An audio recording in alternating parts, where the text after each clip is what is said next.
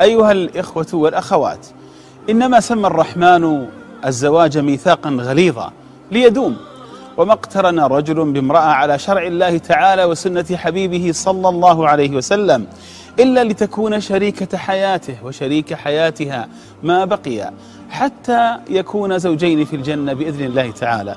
وقد يقع بينهما ما يفرق القلبين فينشطر الكيان وتسقط الأركان ويتداعى الحلم الجميل بموقف عابر أو سلوك متراكم ينتظر القشة التي تقسم ظهر البيت وتهدم العش الهنيء.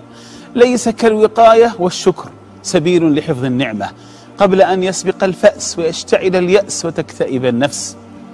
أبدا لن تجد فتاة شابا كاملا، ولن يجد الشاب فتاة كاملة، وعلى كل منهما أن يبحث عن أجمل ما في الآخر ويصفح عما لا يعجبه.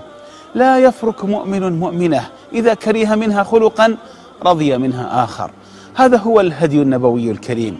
تقول إحدى الفتيات التي لم تقضي مع حلم حياتها سوى سنة واحدة فقط، تقول: تزوجت منذ سنة وتطلقت.